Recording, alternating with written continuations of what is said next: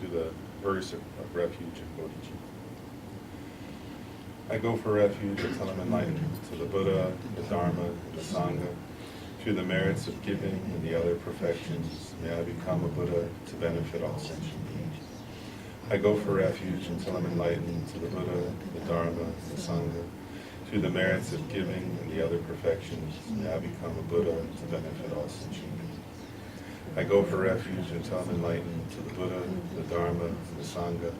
Through the merits of giving and the other perfections, may I become a Buddha to benefit all sentient beings.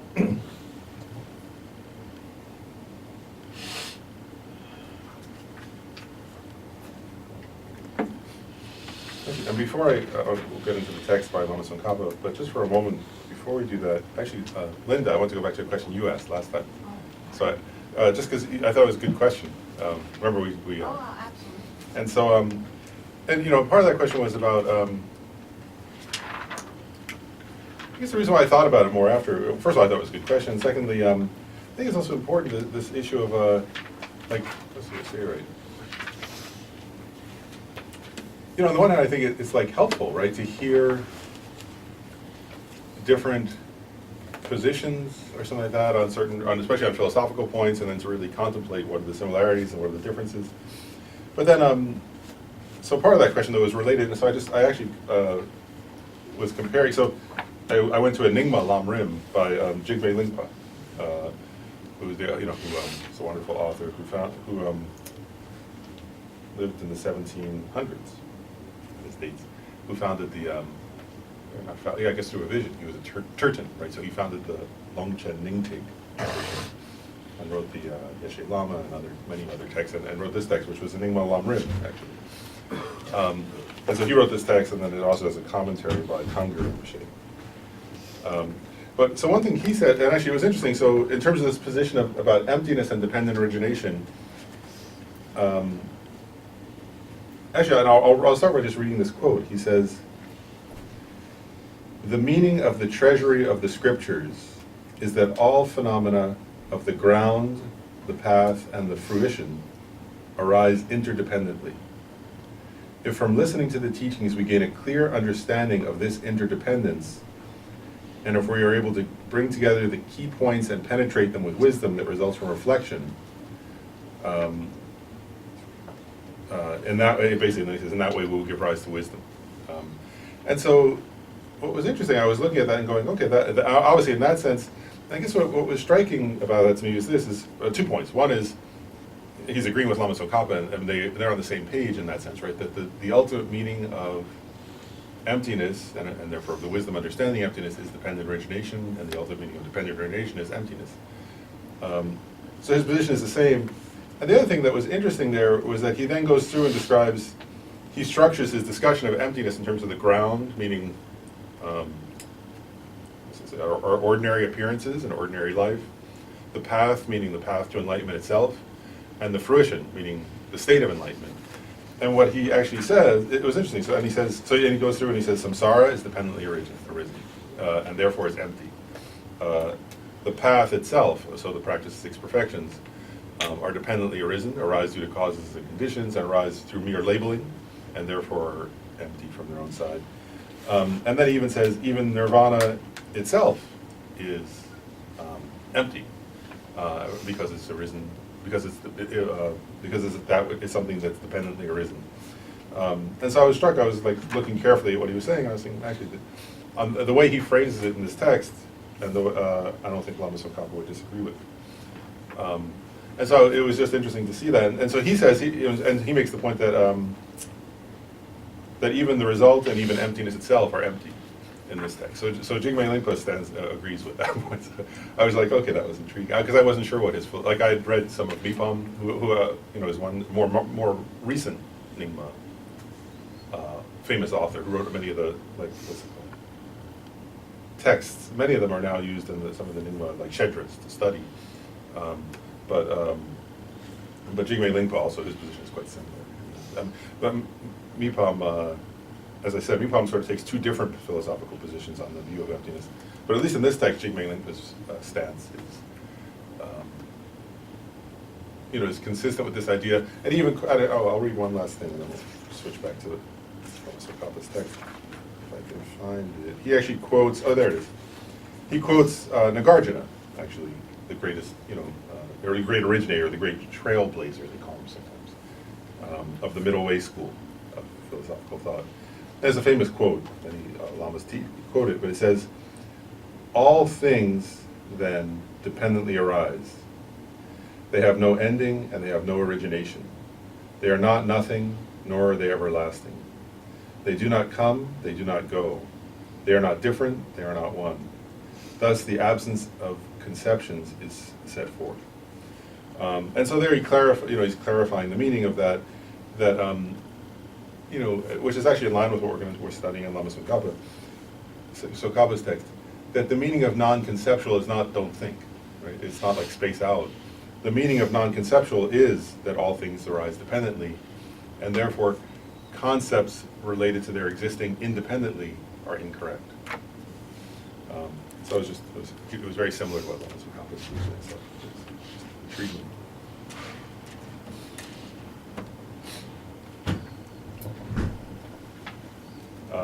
Okay, so then we'll go back to Lama Tsongkhapa's text. Dr. Nardi, Oh, yeah. So the 8 extremes that you just mentioned, it almost seems like what you're saying here is, or what Mingma is saying is, get away from exaggeration, the self part, in a nutshell. Exaggeration of the self. You could say, yeah, oftentimes it's translated as extremes. Yeah, so there's similar. If you could take the word exaggeration, could almost mean the same thing as extremes. So like the extreme of, and actually, so it's the extreme of self-existence, or they say the extreme of existence, right? And then the extreme of nihilism. So it's saying to avoid those two extremes, and there are different versions of those. So that's correct. And I guess, yeah, and I think it's related to that quote, so I'll just mention something. Like I was actually just,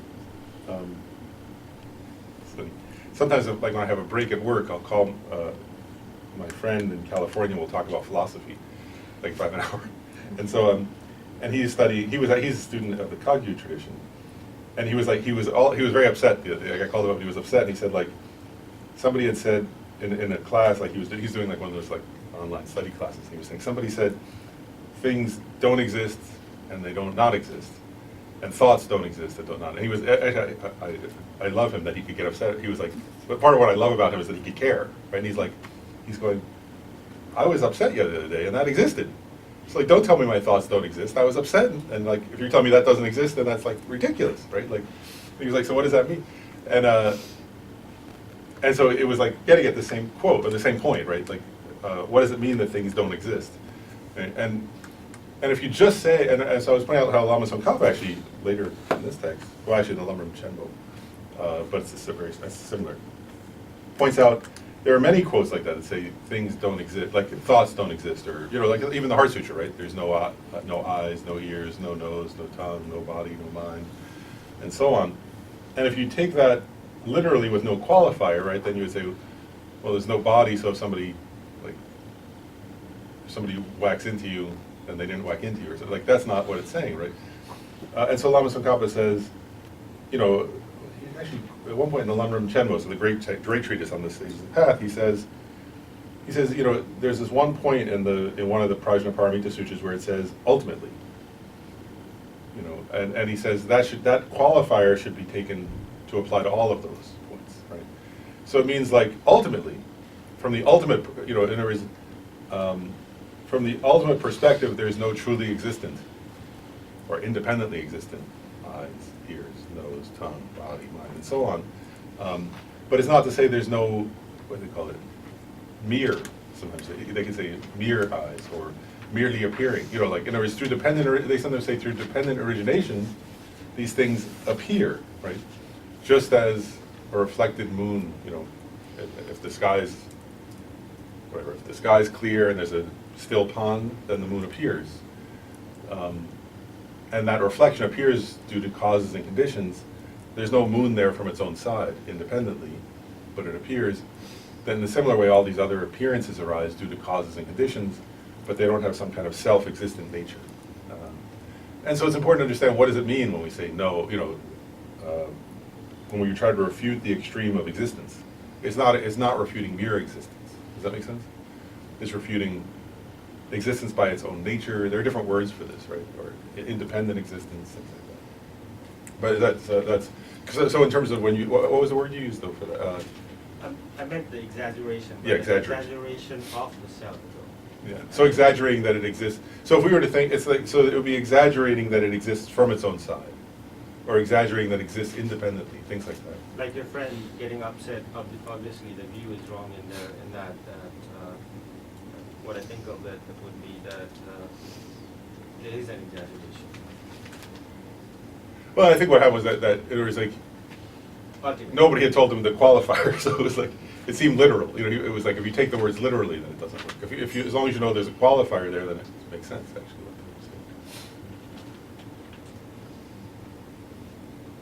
I was saying maybe the particular discussion group, the person was being provocative, saying very strongly or something, but not wanting to qualify it. Maybe to provoke a reaction, I'm not sure.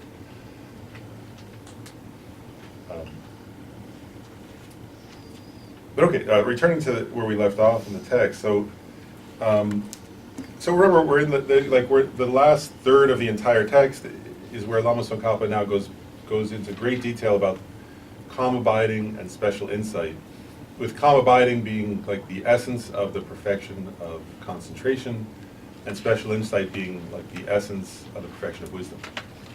And so he's in like a preliminary, raising some preliminary points about those before getting into the specifics of how to train in both calm abiding and special insight. And so we're on the bottom of page 199 is where we left off. And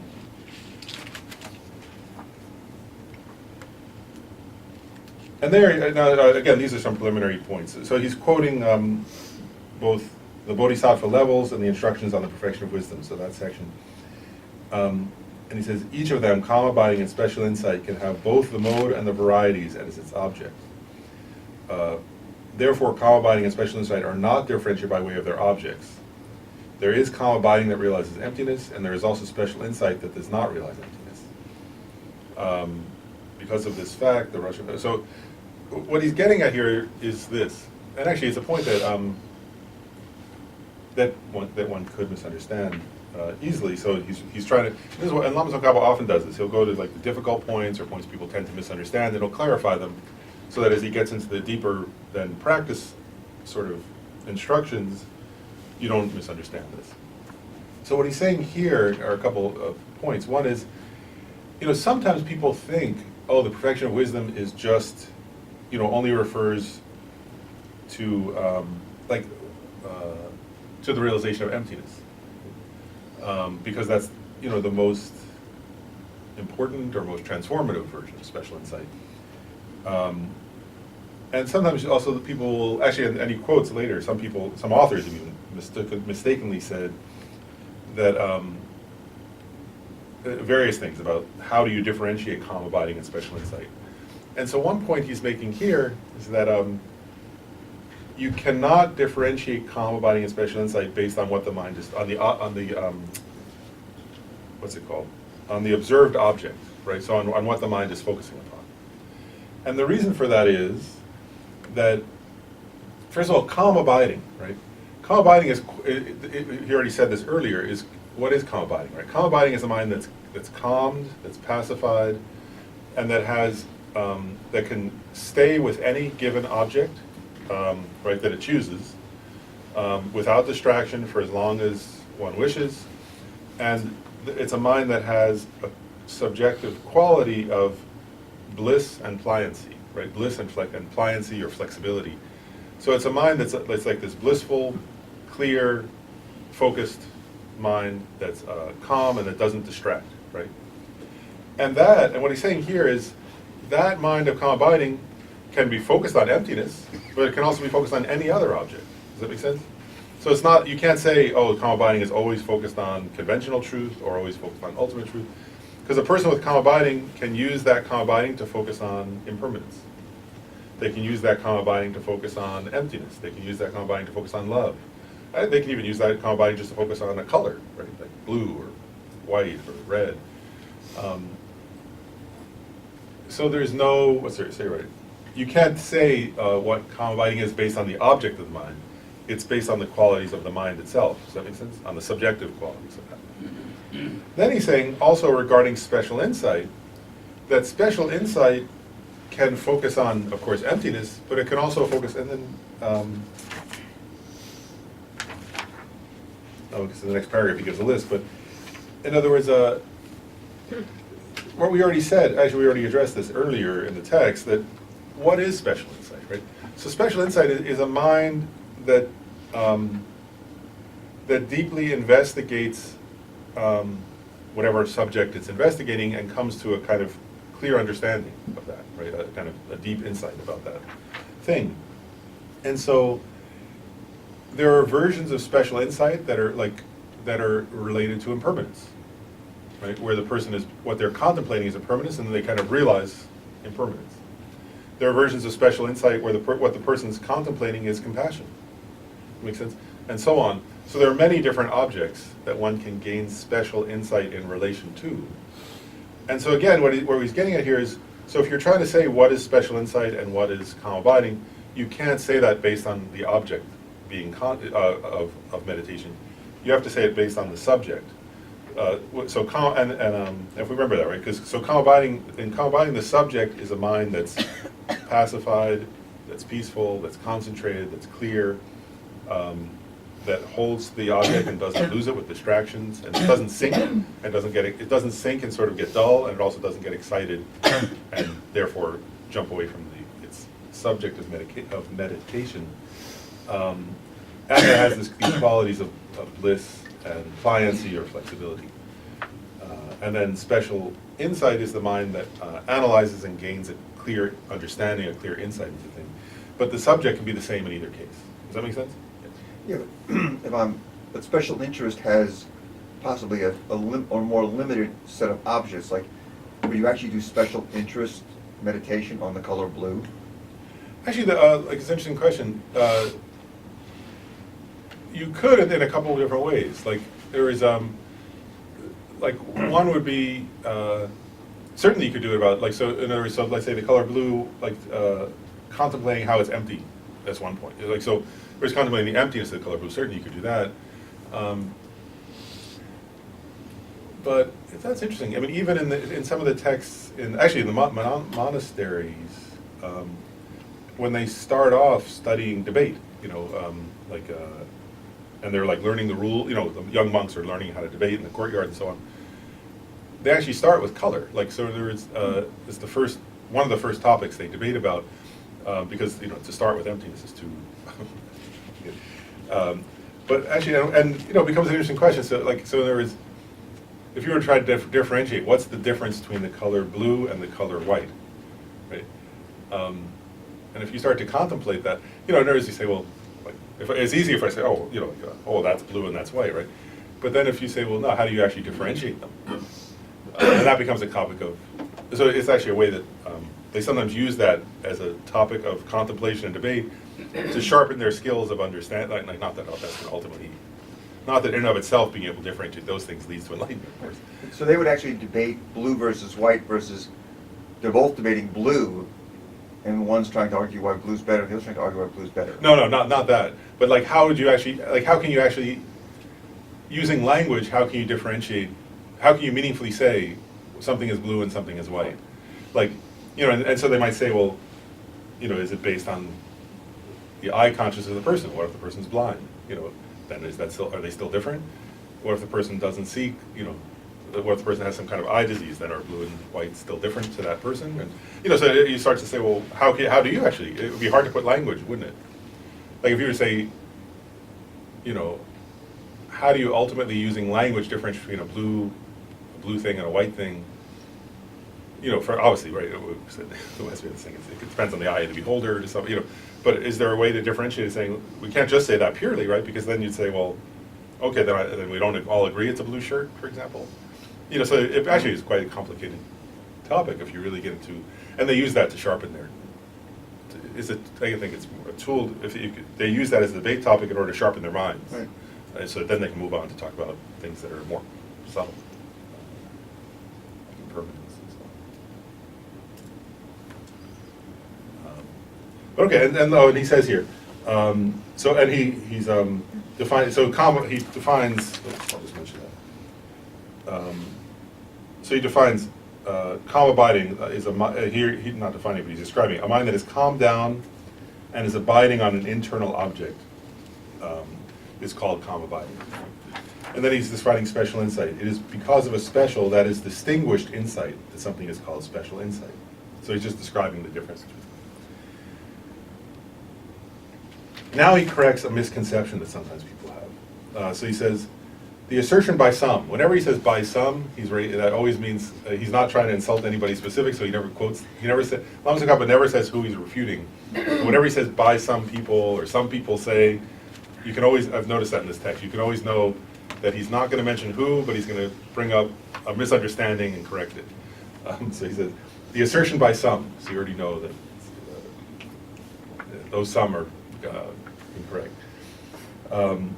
That the mind abiding non-conceptually without an intense clarity factor is calm abiding, whereas with an intense clarity factor is special insight is inappropriate. Right? So he's saying that's an incorrect understanding. So, and what he's getting at there, right, so some people thought that, right, that when the mind is sort of abiding on an object, as you say, non-conceptually, that in and of itself is calm abiding. And what he goes on to say, and then there's a kind of clarity, and they thought, well, when you have that clarity, that's special insight. And he's saying, no, that's not correct. And then he explains why he's saying that. And really the issue is this, is if the mind that can abide non-conceptually but without clarity is not even calm abiding, actually.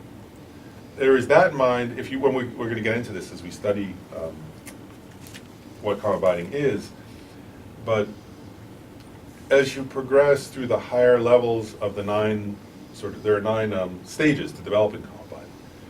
And as you progress through them, there comes a stage that Lama Tsongkhapa really gets into detail about, where your mind is able, so when you start meditating, actually, I'll just say it this way, when you start practicing meditation, right, trying to focus your mind on an object, actually usually we start with very gross problems, right? If you're really, probably the worst problem is you get so tired that you fall asleep, right? Then you've lost the object, obviously, because you just fell asleep.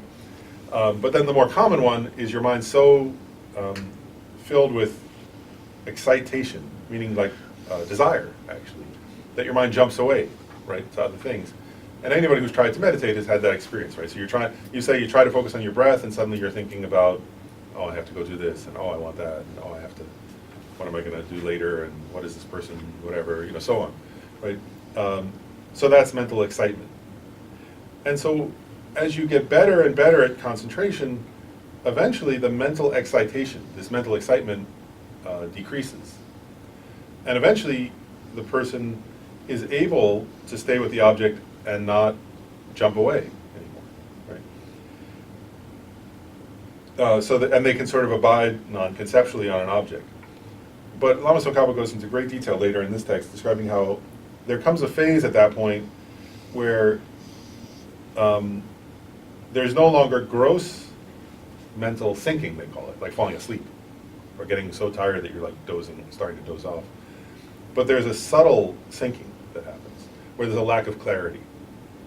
And many meditators, Lama Tsongkhapa says this, that many meditators find that very pleasurable, this state, because you can just focus on an object, it feels very peaceful, but it's not calm abiding because there's this subtle dullness of the mind, or subtle sinking of the mind, where there's a lack of clarity. And so what Lama Tsongkhapa says here is, if you say calm abiding is a mind that can abide non-conceptually but doesn't have clarity, that's not calm abiding, that's that state. Does that make sense? That means you stalled on the path to calm abiding, actually, and didn't even get there yet. So you're in this state where there's a kind of subtle dullness or subtle sinking to the mind. Subtle laxity, they use the term here. And he says, so the issue there is not one of differentiating calm abiding from special insight, is that person didn't yet learn how to differentiate a mind that's focused non-conceptually but has subtle sinking or laxity from a mind that doesn't. And so So he says, so that would be, so that's not an issue, that has no bearing on special insight at all. That's a person who's incorrectly understood what calm abiding is. And they need to learn how to overcome their subtle laxity in order to continue on the process of developing calm abiding. And then he says, basically, if you learn how to create cultivate a meta stabilization that's free from such subtle laxity, then you'll have that clarity factor there. And it's that clarity is important, and without that clarity, you don't develop calm abiding. So he says, so that's not a way to differentiate those two things. Does that make sense?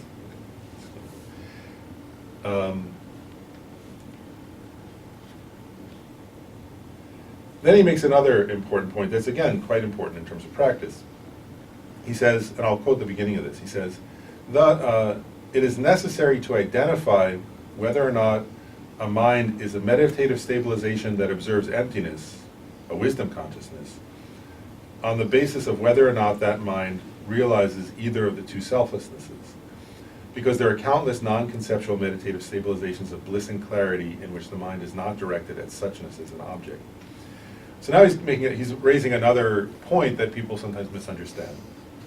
And what he's saying here is, as people develop, he's really addressing as people develop, higher levels of meditative concentration, then, first of all, he makes an interesting point. I'll just read that with one phrase again. There are countless non-conceptual meditative stabilizations of bliss and clarity. That's interesting, right? Can you imagine? So he's saying there are not just a few, right? There are many, many different types of meditation that include bliss and clarity. And what he's getting at here is sometimes people, again, misunderstand. Like, you can imagine that, right? If you've not had that experience before, right? You have an experience of non-conceptual bliss, a non-conceptual meditation on bliss and clarity, it could seem very wonderful, right? And you could think that's the realization of emptiness. And he's saying, don't make that mistake. Not all meditations that have these qualities of bliss and clarity and non-conceptuality understand emptiness. There's a famous story actually about Lama Tsongkhapa himself that, like early in his life, he was with a group of monks, and they were like reciting, I forget what, some prayer, some practice, and he entered a meditative state of a non-conceptual bliss and clarity, and like, everybody else got up, and he was still sitting there, like, like that, meditative state. I think they tried to like, I don't know, like, come on, and he didn't. He was still in med, so they kind of left him there for a little while, and then finally somebody came back and kind of shook him, I think, or something. I think they didn't know what was going on. And so he had many of these kinds of experiences, and he was saying this from personal experience. He was like, well, that was probably, I'm sure, a very, wonderful experience. He's saying, but that wasn't the understanding of emptiness. There's a famous thing later. He would have these Lama Tsongkhapa would have these visionary encounters and discussions with Manjushri, and like there's a famous one that Bob Thurman translated, I think, where he says to Manjushri, like, I've had these experiences, and what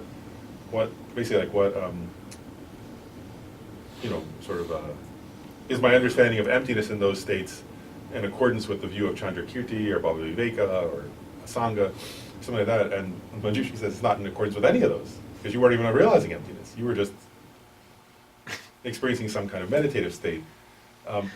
You need to now study more. And then Lama Tsongkhapa eventually did that and then realized that you were in middle way school. But so the point there, and actually this is important for practice, because you meet, actually, like, there are a lot of people actually who have these experiences and then like claim to be enlightened, for example.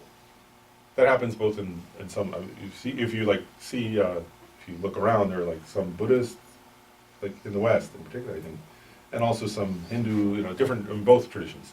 There are people who have some kind of experience, and it's not, I don't think they're like, I sometimes think that, I don't think they're trying to lie. I think it's that they didn't study enough to know, oh, that's just that. It's like a signpost along the way. It's not the resultant state. So I think Lama Tsongkhapa is saying this out of compassion, like for people who practice meditation, to say, don't make this mistake. Does that make sense? And so what he's getting at is,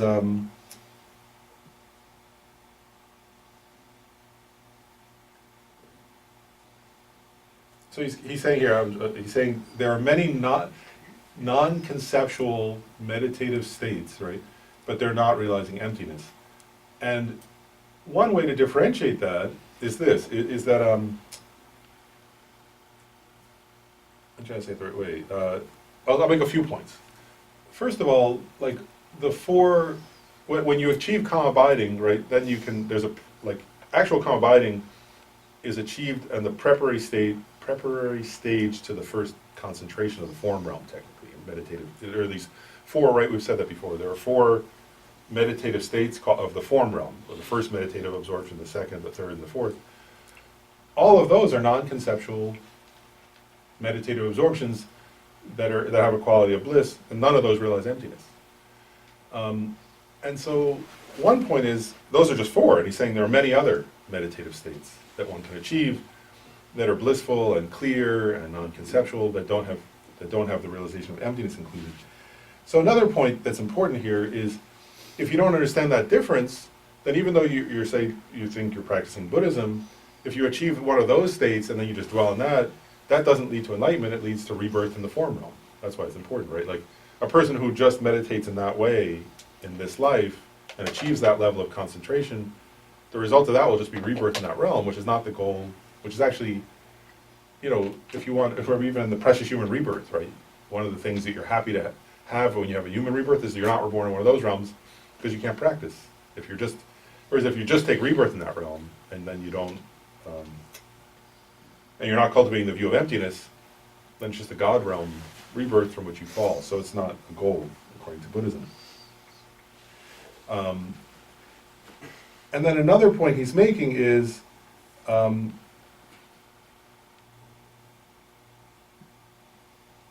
that the understanding of emptiness comes about, right, through special insight, which means through, as he said earlier, right, many times Lama Tsongkhapa has said this, that wisdom arises from investigation, right? And so there has to be a stage of investigation into and it can't be just any investigation. It has to be an investigation into the ultimate nature of reality, right? And it's the only way we come to an understanding of emptiness itself, actually, is that we have to, as Lama Tsongkhapa will describe in more detail, is you have to recognize. First, you have to recognize empty of what, right? So you have to identify what's the object that's being refuted. And then you have to actually refute that it could exist. So first of all, you have to correctly identify what is that thing that's being refuted in emptiness, right? What is it empty of, you know? And then you have to actually prove to yourself, experientially, through logic, and experientially, that that thing that you thought existed doesn't exist at all, right? And so that requires contemplation, so that, so if the person hasn't done that kind of investigation, then it's not a special insight, and they're not understanding emptiness. Is another way of getting at what he's saying here. And he's making other points too, which I'll just mention briefly. So he's saying here also, you know, that kind of bliss and so on, that arises just because when you concentrate, if you develop deep concentration, as I was saying last time, the subtle energies of your body change they stop moving in certain ways. And that in and of itself gives rise to a kind of change in your physiology, and also to a kind of experience of bliss. And that's, if you're cultivating calm abiding, that's good, but that's not a view of emptiness. He says it's natural for joyful bliss to arise in the body and the mind, you know, when you're cultivating these deeper meditative states. And then he says, once that has arisen, right, the bliss, through the power of one's vivid sensation of joyful bliss, the factor of clarity arises. And so you can imagine that, right? Like, whereas just if you, I mean, if we haven't cultivated these higher states of meditation, but for somebody who's been cultivating concentration, right, that there comes this point where they experience a kind of a bliss like they've never experienced before, right? And with that bliss, their mind becomes clearer than ever before. And you can see how a person in that state could think this must be the understanding of emptiness, right? Or this clarity is so amazing. And what he's saying is, while that is an amazing achievement, it's good, that's not the understanding of emptiness. That one still has to then use that clear mind to analyze the ultimate nature of things. And it's in that way that one comes to an understanding of emptiness. And he says, So it cannot be posited that all blissful, clear, non-conceptual meditative states realize suchness or emptiness.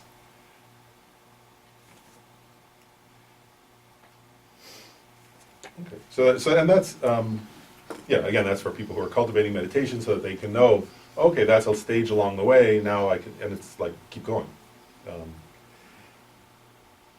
Then he raises another, again, he's doing this thing of raising questions and objections. And so he says, someone might ask, basically, why is it not enough to cultivate either calm abiding or special insight? Why do you need both? And to begin to answer that question, he uses a metaphor. He says to illustrate this, and so the metaphor here is this: imagine if, like, if you're in like a monastery or something, a place like this, and it's dark, and you're wanting to really investigate the artwork. And so he's saying, in order to do that, you need a lamp, right? And not all, and of course in his time it wasn't a flashlight; it was, so it'd be like a butter lamp, right? And so he's saying, if you want to actually investigate the paintings and see them clearly, and actually I remember this when I was like, when I was at, like, I visited in India, like Tashi Limpo Monastery, where like you're looking, it's like there weren't bright lights, because the electricity there is not reliable, and so it's like really hard to see the paintings, so you need something bright. And he says, so there are 2 points though. You need something that's bright, right, like a butter lamp that's bright, but also not flickering. He's saying even if you have a bright butter lamp, if there's a wind and it's flickering, you're not going to be able to see what you're looking at. And you'll see how this is related to the point above in a minute. But and so the point he's getting is that the brightness is like special insight. Does that make sense? There's a clarity there. So your mind has a kind of brightness like that. And the non-flickering is calm abiding, right? So the mind's not wavering. And what he's getting at is, so you need to have, and then, okay, and the last part of the metaphor is emptiness in this case is the paintings. Does that make sense? That you're trying to see. So you're trying to see something. In this case, if you're trying to realize the view, it's not painting, but the painting's a metaphor for emptiness. And so what he's getting at is that you have to use basically in brief what he's saying is this, is that you won't succeed in seeing emptiness if you don't first have a mind that's not wavering, but secondly you have to use penetrative analysis in order to realize, and a clear mind that analyzes clearly and that gives rise to a kind of experience of unique or special understanding in order, so you need both, that's the point, right? You need that mind that's calm, and you also need the brightness of investigation. Then he says, likewise, with respect to the profound meaning, so he's saying with respect to emptiness, if you have both the wisdom unmistakably ascertaining the meaning of emptiness, and the imperturbability of a mind that stays with its object at will, you will see emptiness clearly. However, if you do not have the wisdom realizing the mode of being, despite your non-conceptual meditative stabilization in which your mind remains unscattered, you will not be able to realize the mode of being, however much you familiarize yourself with meditative stabilization. On the other hand, if you have the view that understands selflessness, but lack firm meditative stabilization in which the mind remains single-pointedly, you will not be able to see clearly the meaning of the mode of being. Right? So what he's getting at there is, like, and we can relate this to our own experience, right? If you meditate on emptiness, right? And you don't have calm abiding, right? So you can, like, think about emptiness deeply, right? And you can meditate on it, but you'll keep losing, like, first of all, it's hard to come to an understanding of emptiness, but even if you come to an understanding of it, because you're not calm abiding, your mind will then get distracted away, right? And so you won't be able to see it clearly. Does that make sense? Actually, experientially, we can relate to that part of it, right? In other words, if you spend enough time contemplating emptiness, you'll see that experientially, right? It's like, maybe you get, like, you're analyzing it, and you can come to a correct understanding, but the mind immediately or quickly jumps away, and so you can't see it clearly in that sense, and it doesn't have as profound a transformative effect. On the other hand, right, if somebody develops a mind of calm abiding, but they don't do that kind of an analysis, then they will have this kind of non-conceptual, clear, peaceful state of mind, but it won't ascertain emptiness because they don't have a clear understanding of what emptiness is. So they have the mind that doesn't flicker, but they don't have a clear understanding of the object of emptiness. So they'll just be meditating on something other than emptiness, actually, with that calm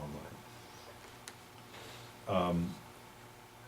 And so that's what he gets into a little more here. He quotes Kamala Shila's the second stages of meditation. It says, with special insight alone, divorced from calm abiding, the yogi's mind is distracted to other objects, right? It's jumping away all the time. And like a butter lamp in the wind, it will not become stable. This being so, the light of wisdom will not shine forth very bright. This is why you should rely on both calm abiding and special insight. Right? And he goes on.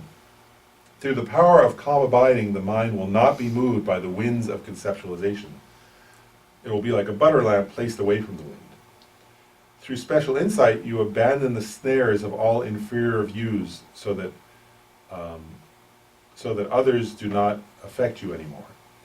And then he says it's like, and then he quotes the Moon Lamp Sutra. And here's the quote. Through calm abiding's power, you will be immovable. Through special insight, you'll be like a mountain.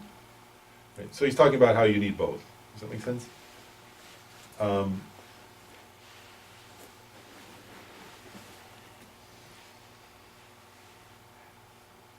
then he says, if you investigate with wisdom that is conjoined with meditative equipoise of calm abiding without unevenness due to laxity, that's what I was describing. Laxity is that sinking or excitement, distraction, right?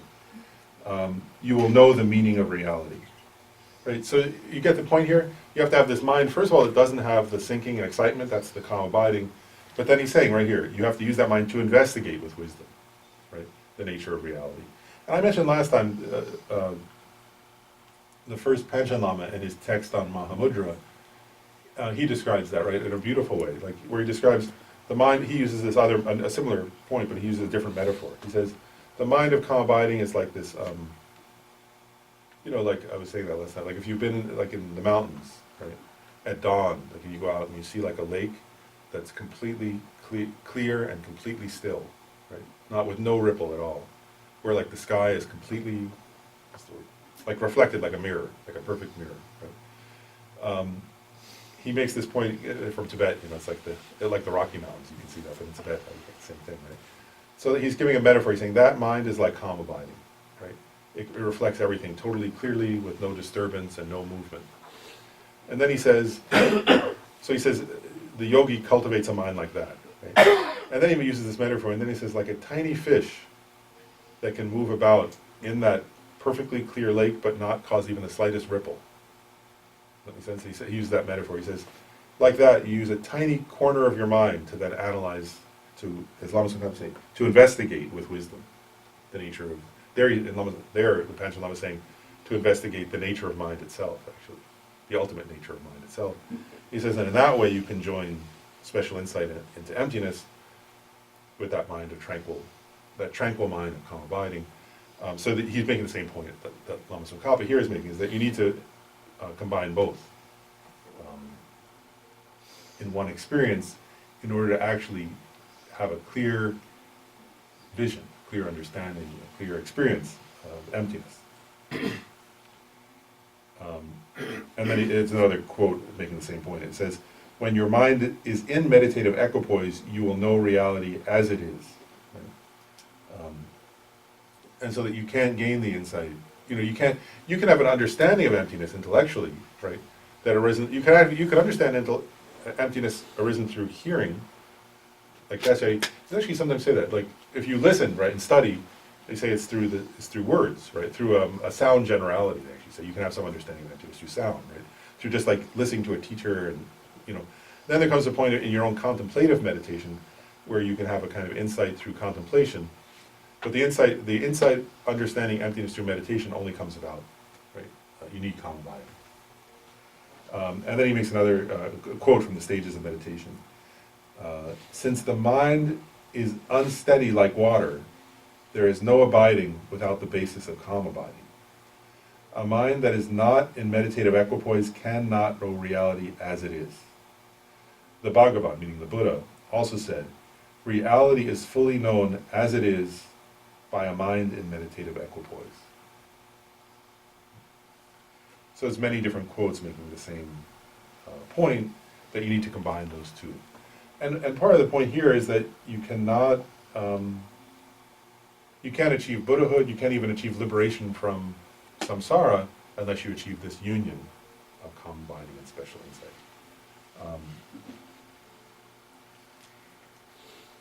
So my question is, so can you realize bodhicitta like without combining? Actually, that's the next paragraph Lama Tsongkhapa addresses exactly that question. I'm So kind of good- confused. You're good. I'm confused now. Well, so let me read this paragraph and see if it answers your question, okay? He actually answers that. I think he answers that question right in the next, so you're smart, you asked the No, right no, question. I'm confused. We'll see if this answers, okay? Tell me if it does or not. Okay. So now he says, so actually, because I think many people could ask a question like that. So he addresses that, he says, when you accomplish calm abiding, not only does it counteract the fault of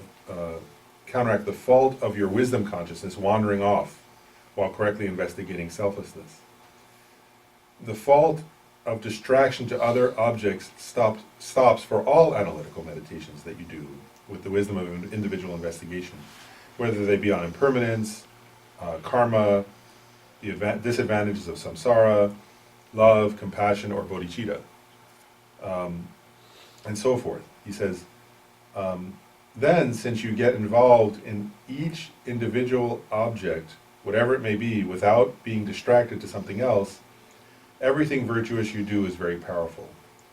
As long as you have not obtained calm abiding, due to the predominant distraction to other objects, any virtuous practice you do will be weak.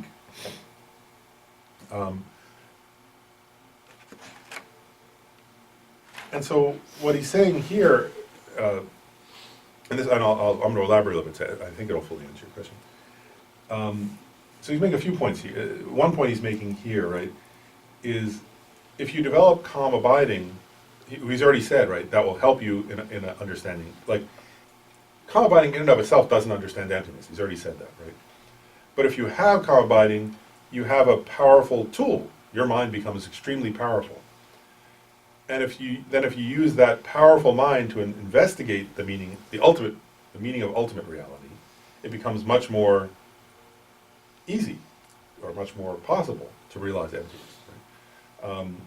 But then he's saying not only that, if you have a mind of calm abiding, then whatever topic you investigate through contemplation, it will be much more powerful. Your ability to analyze, whether it be cultivating love, cultivating compassion, understanding impermanence, all those topics will be easier. So he's saying, on the one hand, if you cultivate this mind of, he's trying to develop, also help you understand why do you want to cultivate calm abiding. He's saying there are many benefits to that. It's not only the most, maybe in some ways one of the most important, is that you can realize emptiness with that mind. But you can also realize many other topics with that powerful mind. But now to answer your question, because actually I don't think it fully answers it, he's addressing that question. But it is possible to realize bodhicitta before a person's realized calm abiding. And the reason, I'll give an example, like on the, they call it in the 5 paths, like there are 5, in Mahayana Buddhism, right, there are 5 paths and 10 bhumis, 10 grounds. So the first of the 5 paths is the path of accumulation. So that's like the beginning practice, it's like where somebody's a bodhisattva already. So they say the beginning point of the realization of the path of accumulation, right, which is the actual path of a bodhisattva, means that bodhisattva has realized uncontrived and spontaneous bodhicitta. So their bodhicitta it's like they have bodhicitta all the time. When they wake up in the morning, when they go to sleep at night, even in their dreams. They've cultivated bodhicitta so much that it pervades their being. But that person has not yet realized calm abiding necessarily. They may have, but they may not have. I think it's by the middle, there are 3 levels of the path of accumulation. It's the small, medium, and great. I think it's at the medium the person has to have realized calm abiding by that point. So a person who's on the, for example, I'm using an example. There could be a person who's realized bodhicitta and who's on the small level of the path of accumulation. That person has realized bodhicitta, but they don't yet have calm abiding. So it is possible to realize bodhicitta Yeah, before. by saying that it's weak though. is not as strong as the person who, the bodhisattva who's realized it is going to have much more powerful. Well, if you're saying it's weak, that means the bodhicitta you develop is weak Compared, yeah. But, and you have to say compared to what though? Like, compared to somebody who come abiding. yeah, exactly. Meaning like, then you can, I mean, so that means, so how come Lama Tsongkhapa doesn't emphasizes on the foundation of good quality, of all good qualities, how come it doesn't bring come abiding before everything else? Actually, in this one also he brings it later, right? Like, he Yeah. brings it after bodhicitta. See, that's very important, I mean. It is very important, and the reason why he does it, I think in this, actually, if you think about it this way, like, say it right. A couple of points. One is, if you look at the order of the six perfections, right? I mean, Kamabhaya, and remember he said, the six perfections go in the order of difficulty, right? And so part of what he's getting at, I think, watch it, he says it at other points in the text, is that, whereas if you can develop combining at the beginning, it'll help you so much, right? Your mind will become more powerful. But it's difficult to develop combining, right? And he says that at various points. He says it's much easier to practice generosity. There's like an ordinary person, we can cultivate generosity, and that's not as hard. Whereas cultivating calm abiding is a difficult achievement. And so part of the reason that he puts them in this order, and I think he says that here, is that calm abiding is harder to realize. So and so it goes in order from easier to harder. He actually says that. So if you develop bodhicitta without come abiding, that means it can disappear, right? Because it's weak, I mean. Yeah, that's possible. So that's why you want to keep practicing. You want to keep I going. mean, it's very hard, I mean, it's Yeah. confusing, man. Yeah, so that's why eventually you want to develop calm abiding, and then your bodhicitta will become more powerful. That's correct.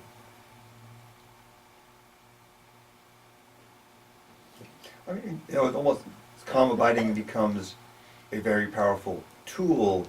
It's almost not in and of itself, it's this amazing thing. It allows you, it would make generosity, patience, compassion many easier if you actually had achieved it, but you can't actually move forward in enlightenment stages. It's just harder almost. Much harder, yeah, exactly. Yeah, that's exactly right. Yeah, so it makes all those more powerful. But you're right also that combining in and of itself, it's an interesting point, it's just like as we say, just a tool in the sense that, remember also that combining is not unique to Mahayana Buddhism, it's not even unique to Buddhism, right? So in other words, like Theravada Buddhists realize combining. Also, Buddhism asserts that many Hindu traditions have valid traditions of developing calm abiding. So they agree. I mean, Buddhism even says that. So Buddhism says that calm abiding is not unique to Buddhists. Anybody can develop calm abiding if they just practice. They may correct call it something meditation. else, but the actual concept of calm abiding, as you just described it, that's in a lot of, I mean, it's very big, it's huge in Hinduism, Right. as an example. Exactly, and Buddhism accepts that. And so according to Buddhism, a person could so it's like I said earlier, so it's possible, for example, to develop calm abiding and use it to meditate on objects of meditation that actually don't lead to enlightenment at all. So you could use that powerful tool, but you could use it to meditate on, say, like there are people who, as we said, like there are people who develop calm abiding and then use that to develop, let's say, to meditate on the first level of the concentration of the form realm. Actually, they're like they give examples actually that's how people take rebirth as Brahma, God Brahma. They develop calm abiding and they develop some kind of, I think they meditate on love or something like that, but they don't develop bodhicitta and they don't develop correct understanding of emptiness, and they take rebirth as a God. Or there are other people who take rebirth just in these different realms of existence. I guess you still call them God realms, form realms and formless realms and so on. So like for example, somebody uses calm abiding to meditate, the formless realms, right, are things like meditation on nothingness, or infinite space, or infinite consciousness, things like that. So the person just meditates on that, and then they take rebirth as a kind of being who's just absorbed in that, for a while until they fall out of that state. So it's this very powerful tool that can lead to different realms of experience, but they're not necessarily enlightening. So the key is, that's why he's saying, the key here is, if you're trying to practice Mahayana Buddhism, is you get this tool, you develop this tool through developing calm abiding, but then he says, right, you use it to meditate on impermanence, karma, the faults of samsara, love, compassion, bodhicitta, and the correct view of emptiness. And in that way, you use that tool to quickly become enlightened. But otherwise, it leads to other results. I always have had some difficulty sort of understanding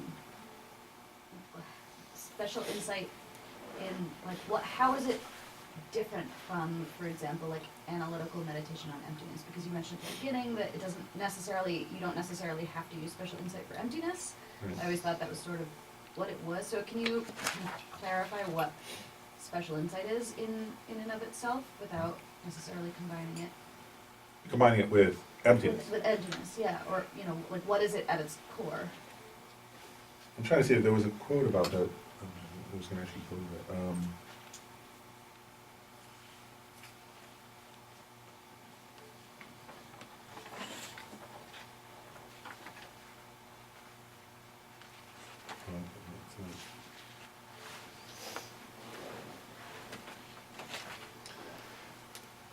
It starts to get it, so I'm going to jump. Oh no, wait, that's about calm abiding actually.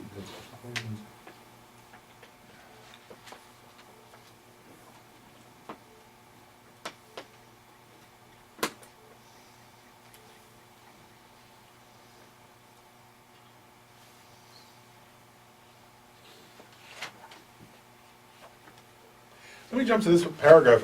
It's actually on the next page, and see if it answers your question. If not, we'll go back. Because we finished that page anyway. So on page 202, I'm actually going to skip ahead just a little bit to the second paragraph from the bottom. He says,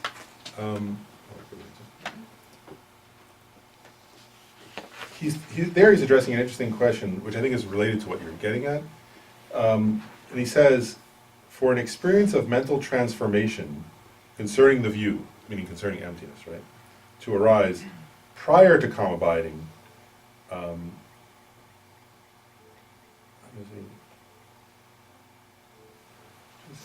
me read that sentence again.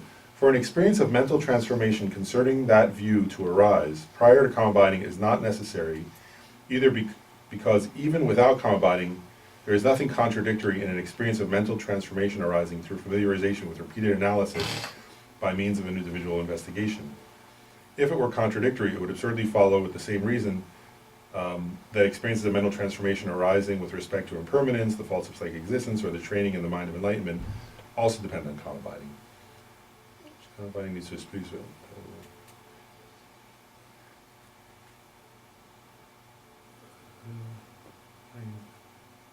So what he's getting at here, I think what he's getting at is the question you're raising, which is, what he's saying is, regarding many different topics, right? So whether it's emptiness, or whether it's love, or compassion, or bodhicitta, and so on, that through analytical meditation, one can give rise to what he's calling here an experience of mental transformation, right? So it means a powerful experience.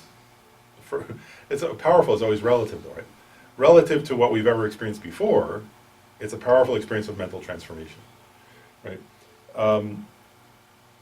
And what does that mean? So like, so a person who's like, because you were asking about emptiness specifically though, right? Well, I was asking more about special insight. Special insight into, so what he's saying here is this, is that I'm differentiating though contemplative meditation from special insight.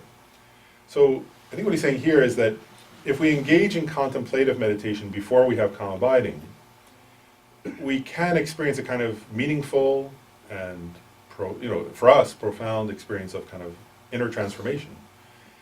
But that's, what he says here is that's not special insight. That's what he's getting at. So I think he's getting at this point that you're getting at. And then he's saying special insight comes after the experience of calm abiding. And so I think the difference is, both involve a contemplative process, right, an individual investigation. But there's a difference between, I guess I'll call it the insight that comes from ordinary contemplative meditation, and then the special insight that comes when you add calm abiding. And the difference in part is what he was getting at with that metaphor of the lamp, the butter lamp, which is that that there's a more powerful kind of transformation that can occur. Because that mind has both the unwavering quality, but also this brightness, right, the clarity. That when that mind does the same kind of or the contemplation, the points of contemplation can be identical to what were done prior to achieving kama abiding. But there's a unique kind of transformative power that special insight includes, because it's doing the contemplative meditation in reliance upon that mind of calm abiding. And there's another factor I'll mention that he mentions here too, which is that, so, we said earlier, right, when we're doing ordinary contemplative meditation, so we contemplate, we can develop a very meaningful mental transformation, as he says. That for us, it could even include, for example, realizing bodhicitta, so it's quite profound, right? But it's not yet special insight. And there's another point. So one is this power, right? The clarity, the unwaveringness gives a kind of power to that transformation. But another point is, that I'll mention, because I think he mentions it in this next page, is that, so at that level of the path, when one has the experience of special insight, like ordinarily for us, right, and even for somebody at the beginning, before they've developed special insight, the contemplation involves a movement of the mind. And so it kind of brings us out of concentration a little bit. Does that make sense? But there comes a point after having achieved calm abiding where for that person, even their subtle, they can contemplate in a subtle way, where even their contemplation actually deepens their concentration.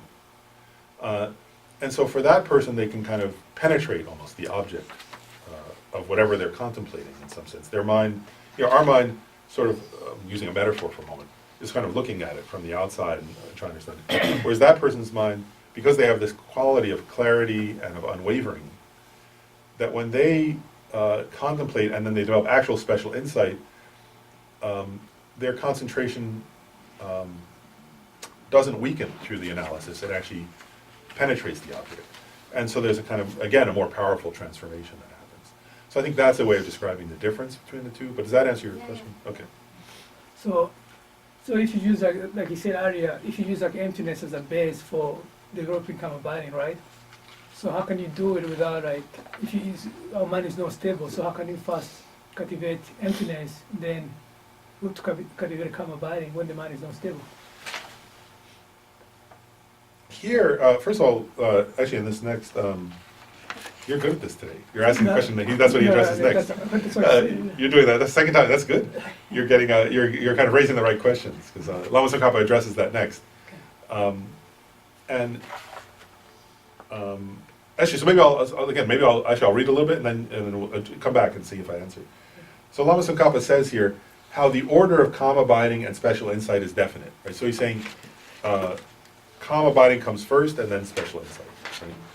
And he says, he first quotes Shantideva, actually, the Guide to the Bodhisattva's Way of Life. It says, having understood that special insight conjoined with calm abiding destroys the affliction, first seek calm abiding. Right? So he's saying, if you want to develop special insight, first you have to develop calm abiding. And then he starts to address these issues. So he says,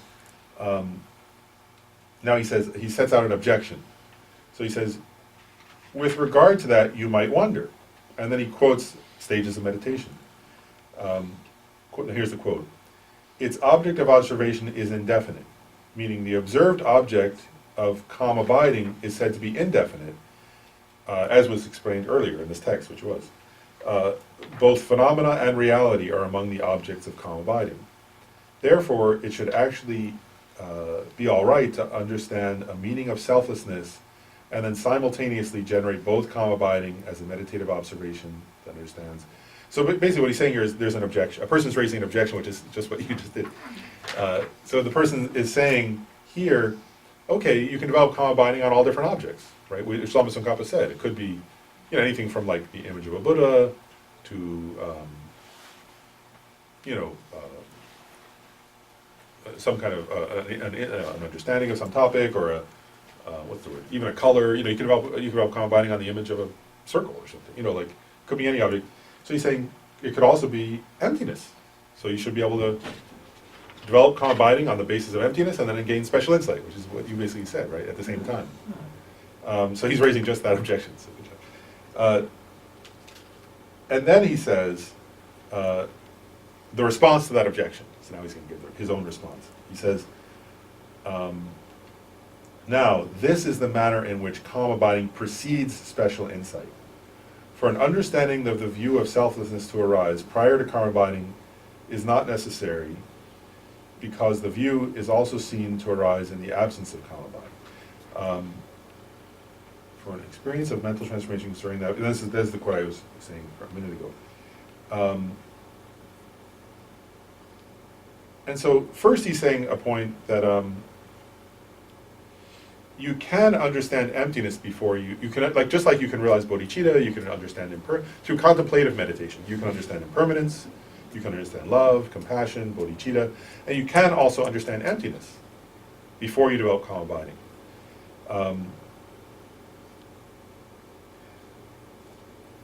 Would that be like an intellectual understanding of Yes. emptiness? Yeah, Not through a like generic- not like the deep, like true. You can't ultimate understand. understanding. You can actually, it's an important point, you can have what they call it in technical Buddhist philosophy is you can understand emptiness by way of a generic image. That's the technical term for it. So it means you can have a correct mental picture of emptiness, or a correct sort of, generic But image in your not like mind. not like a direct image. You can't have a direct insight into it. And you can't even have special insight into it. So that's the difference. You can have because special insight is not yet even, not necessarily a direct perception. There are some special insight is a direct perception, but there are also levels of special insight that are still not yet a direct perception, but there's a kind of deeper penetration of the subject still, of emptiness at that point. And here, it's kind of a correct intellectual understanding. That's a good way to put it, right? But it's You can still have a- zero, right? What's that? It's zero understanding, it's still zero understanding. Yeah, right? Okay. it's still correct. Yeah. And Ken Rinpoche, when he was teaching on this point, on this topic, made a point. He said, and for an ordinary person, if they gain that, like they have not, he made this point, he said, for the ordinary person who has not yet gained calm abiding, when they gain, not just that, I guess he was saying various points. He was saying, first there's a kind of vague intellectual understanding that you get through just reading or something.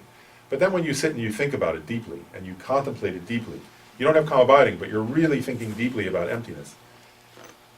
He said, and then you come to a kind of, through your own, this is not special insight yet, right, because you're not calm abiding, but you come through your own individual investigation to a true insight that's not yet at the level of special insight, but it's a true insight. Does that make sense? It's not special because you don't have calm abiding. The special comes from the calm abiding. But he said, that in and of itself is humongously transformative for an ordinary person. And he said, that person will no longer get upset about things they used to get upset about. They'll no longer get as insulted by if somebody insults them. So they'll no longer grasp as strongly at things they used to grasp at. They'll be much more peaceful. So that's where Lama Tsongkhapa here is saying, that he uses this phrase, mental transformation. He's referring to what Ken Rinpoche was referring to there. Right? He's saying, that is very transformative, but it's not yet at the level of transformation that comes from special insight. Does that make sense? So we're differentiating an insight from a special insight. Or we're differentiating mental transformation from a kind of more profound level of mental transformation. So, and again, we don't really, we're trying to find English words to translate these concepts from Tibetan and Sanskrit, but I think it's reasonable. Actually, it's pretty clear. So then he says, the issue is this, is calm abiding needs to precede special insight. What then is the manner in which calm abiding precedes special insight? Here, the context, so what he's saying here is, the context of generating special insight is that of ordinary beings without previous realization arisen from meditation who newly generated. So he's making a few points here. He's saying, here he says, I'm talking about ordinary people. Does that make sense? If somebody has previously generated calm abiding and generated special insight already, that's a different issue, right? Because that person already has the experience of special insight. But here he's saying for an ordinary person, you first have to develop calm abiding. And then he says why. He says, and actually he goes into a lot of, he makes some fine distinctions here. He says, in this regard, there is a method of meditation on selflessness with a special consciousness that realizes emptiness. Its peculiarities will be explained below. Apart from that, in the context of the paramita jnana and the three lower classes of Tantra, analytical meditation is necessary because special insight, which is a realization born from meditation, does not arise unless you have examined the meaning of selflessness by means of individual investigation and then examined in analytical meditation sustaining it. If you seek an understanding of selflessness and repeatedly analyze its meaning before accomplishing calm abiding, it will be impossible to accomplish calm abiding in dependence upon that, because calm abiding has not been accomplished. So what he's getting at, this is kind of what I was saying a few minutes ago in reference to your point. And what he's getting at is this, he's saying in terms of developing calm abiding and special insight, here what he's saying, first he says, first of all he makes one point, he says there that this general point he's making applies if you're from the perspective of the paramita jnana, so that means the sutras, right, the Mahayana, general Mahayana. He says, or it also applies to Tantra up to the first three classes of Tantra, so action Tantra, performance Tantra, and yoga Tantra. And he leaves out highest yoga Tantra. And he leaves that out for a reason, because it's an exception. That's what he's saying, which we won't talk about here because he doesn't talk about it here. But if you notice that, he does leave out highest yoga Tantra. He says, because he says there, he says, my point here applies to paramita jnana, right, meaning the regular Mahayana, and the three lower classes of Tantra. So some other time we can talk about what the exception would be, but he's leaving that out for now. And then he's making a point. He's saying, up to here he's saying this. He's saying that in terms of special, he's saying, let's say this right. To develop calm abiding, right, you have to keep the mind peacefully on an object, right, and without wavering. And for an ordinary person who's not yet achieved calm abiding, if they do contemplative meditation, their mind moves, right? When you're contemplating the meaning of something, your mind is actually moving, in a sense, right? And so for the person, so up to here what he was saying is, if the person has not yet developed calm abiding and they're trying to develop special insight without the mind of calm abiding while cultivating calm abiding, so they keep analyzing the meaning of emptiness, then their mind won't develop calm abiding because they'll keep moving their mind around. And so he's saying, so you need to, what he's saying there implicitly is, to develop calm abiding itself, you have to have an object and stay with that object, right? And you can't keep your mind moving by contemplating, because the mind has to be unmoving and still to develop that tranquility that's part of calm abiding. Does that make sense up to that point? So that's where he's saying, if you seek an understanding of selfness and repeatedly analyze its meaning before accomplishing calm abiding, you won't accomplish calm abiding, because your mind will be too busy moving. You're doing analytical meditation. Yeah, you're doing too much analysis at that time. And there are two kinds of meditation, right? Analytical and calm abiding, and meditation. And before you achieve calm abiding, you can't combine those two at the same time, right? You won't progress in the. In other words, you do analytical meditation sometimes to like give rise to an understanding of an object, but then you have to stop and analyzing and just stay with that object, unmoving, or your calm abiding won't progress. Then he says, if you perform non-analytical stabilizing meditation, even though you accomplish calm abiding and dependence upon it, this will only be a method for sustaining calm abiding, and you will not have a method for sustaining special insight apart from that. Right? So he's saying, to newly accomplish calm abiding, you have to stay with one object. Right? And if you're staying with one object, you're not analyzing at that time. And if you're not analyzing, then that won't give rise to a new experience of special insight. It's like a chicken and egg story. He's answering the question here. Right? He's saying which one came first. He says, therefore, you must seek special insight afterwards. That is why you do not deviate from the order of seeking calm abiding first and then cultivating special insight in dependence upon it. So if this system did not understand the method for generating special insight to be the generation of pliancy, by means of, and this is that last point I was making a minute ago. He says, so he says here, if this system did not understand the method for generating special insight to be the generation of pliancy by means of analytical meditation, of individual investigation, there would be no good reason to seek calm abiding first and then special insight. So what he's saying here is kind of what I was saying a couple minutes ago, which is this, and it's kind of subtle distinctions, so, but it's important, I think, because of reasonable questions that people are asking.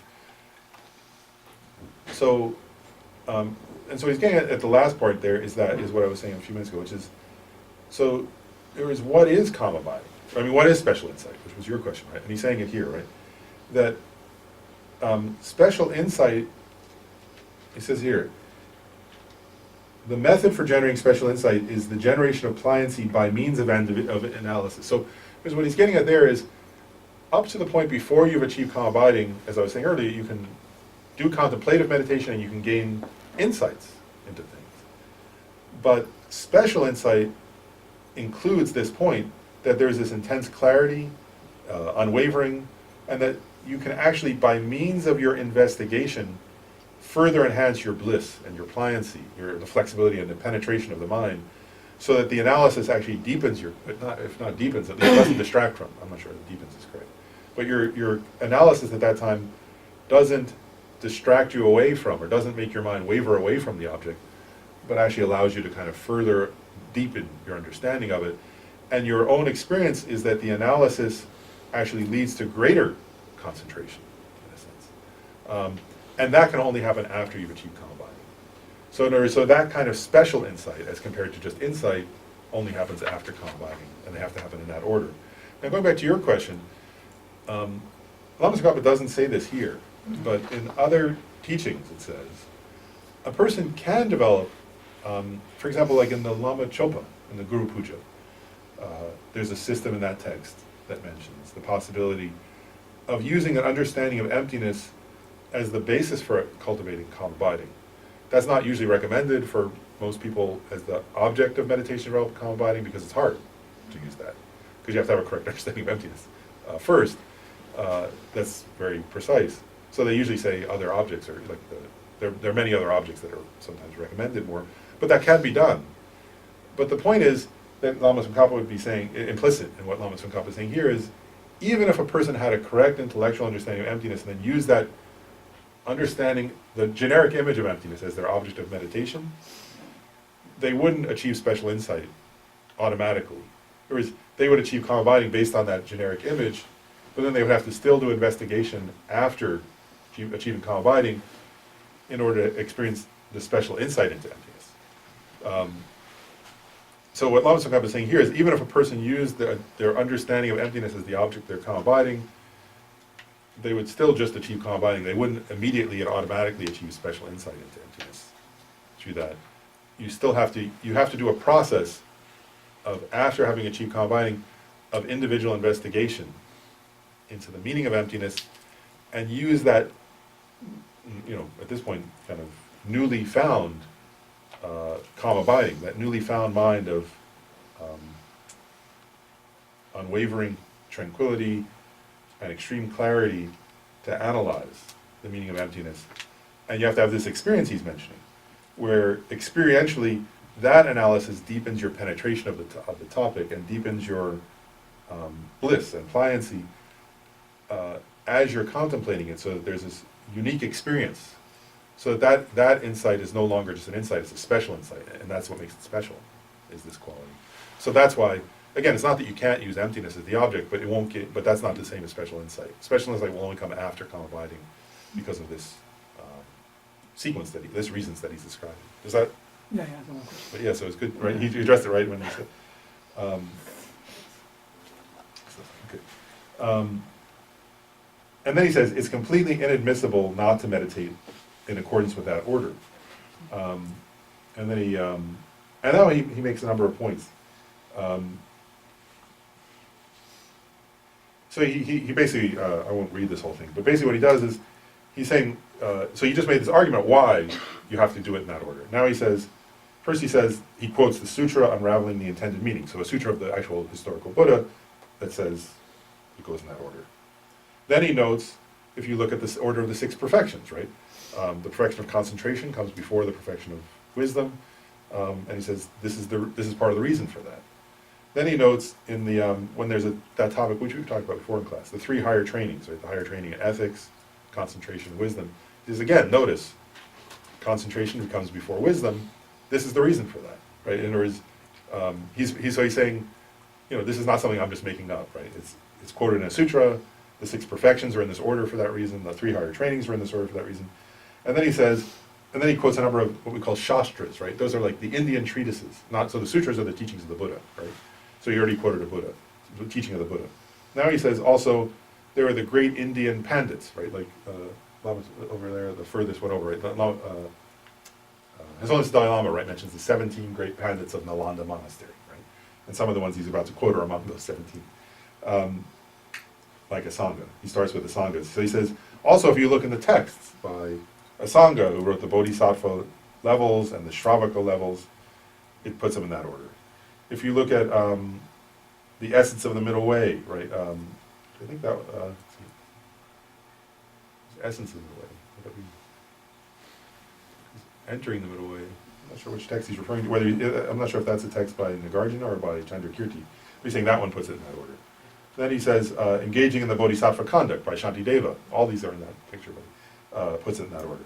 Then he says, Kamalashila stages, 3 volumes, so 3 different versions of stages of meditation, put him in that order.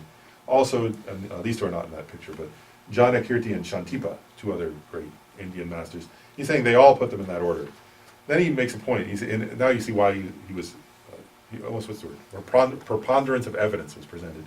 Because then he says, there are a few Indian masters who present a different position, who say, so he says there are some Indian texts that disagree with this, but there are a few, and they're not, and what he's saying here is, but the teachings of the greatest, like of Nagarjuna and Asanga, Chandrakirti, Shantideva, the greatest Indian masters all stand with this position. There are a few who disagreed with them and were refuted by them. He says, so if you read one of those other texts, there are texts that say that, but they got it wrong, essentially. And if you look at the greatest teachers of the Indian tradition, they all agree on this point. He says, so the order of calm abiding and special insight is like that, when you newly generate them. And so that's another point. In other words, that this applies to somebody who's newly generating calm abiding and special insight. And he says, later on, the order is undefined. For having cultivated special insight, you still cultivate calm abiding. So what he's getting at there is, right, it's very clear, that this is true for the person who's going to newly generate those. But once a person has achieved special insight, they can then cultivate states of calm abiding based upon that insight, and then that's a different issue because they already have the experience. So he's saying, but for the first time, it has to go in this order.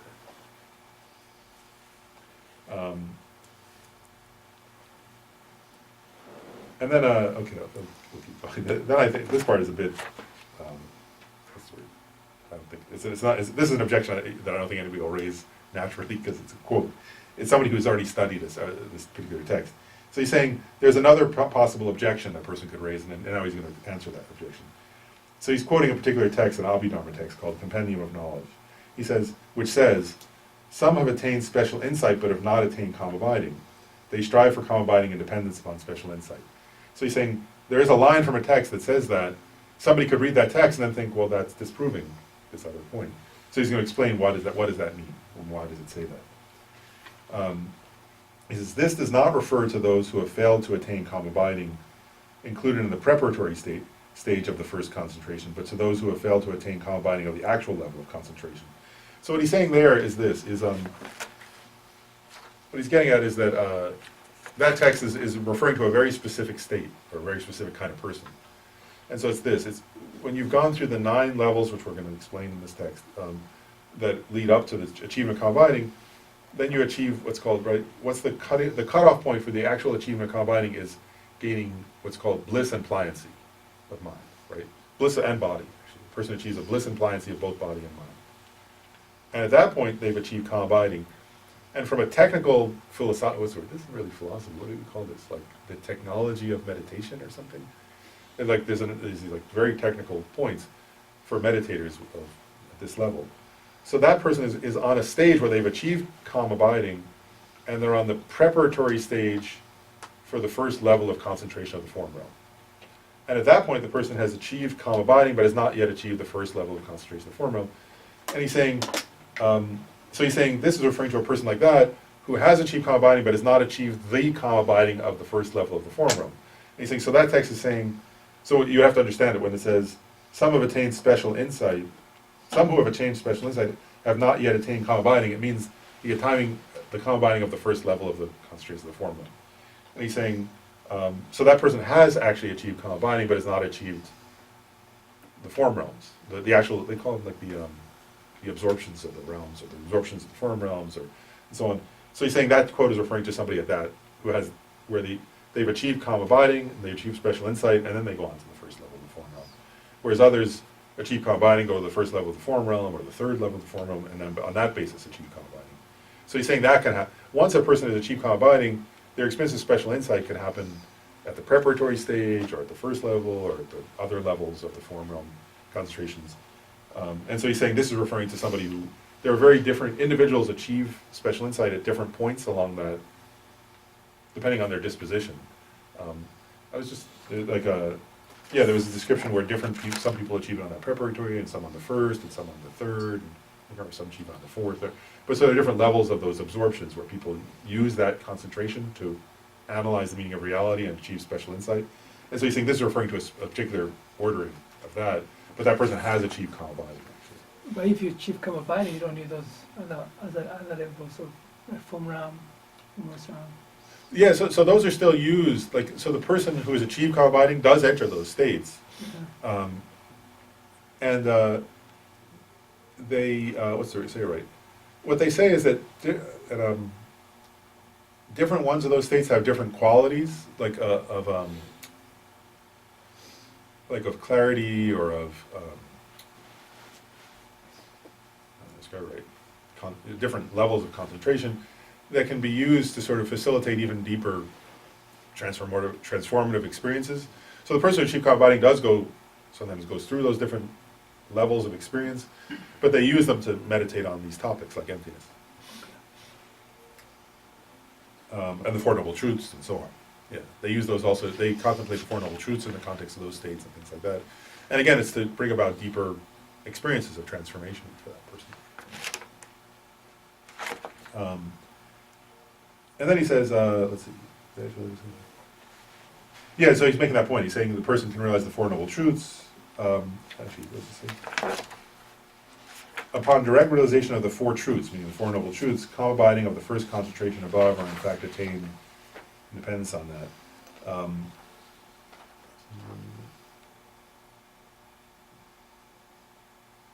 Yeah, so he basically is going into more detail about these points about at what level of concentration a person has these insights. And again, that can vary from person to person. And then he makes another point, which is a linguistic point. He says, in general, to put it simply, right, because he's recognizing these are complex points of, again, it's not really philosophy as much as like the details of the technology of the mind of these different levels of concentration. So now he's saying, to put it simply, now he says, remember I was saying there are 9 levels a person goes through as they approach calm abiding. So he's making a point, he's saying, in general, to put it simply, those 9 minds, those 9 levels of concentration may be called calm abiding, but they're not yet actual calm abiding, right? So somebody could say, oh, I'm doing a retreat on calm abiding and I'm at the 6th level, right? Now that person has not yet achieved calm abiding by definition. If they're at the 6th level, there's, they have to get, all the way to the end to achieve calm abiding.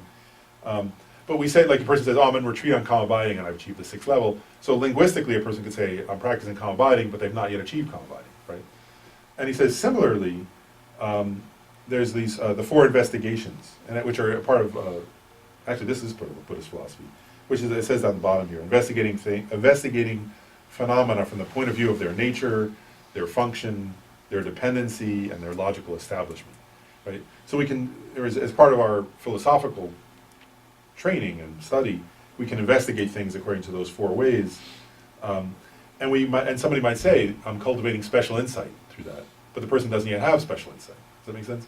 So we can say, I'm cultivating a certain thing, but not yet have that thing, linguistically. And he says, however, actual calm abiding, actual special insight, as explained here, must be posited after pliancy has arisen. Does that make sense? So in other words, and again, it's kind of getting at the subtleties of some of what you were asking, which is a complex point. So, and he's trying to really analyze it here. Because again, we can say, like, and I think that's why it gets confusing, right? Somebody says, oh, I'm cultivating special insight. I'm meditating on emptiness, right? Like, so if if somebody does a retreat on emptiness, let's say a week, let's say they go away for a week and they say, I'm going for a week and I'm going to cultivate special insight on emptiness.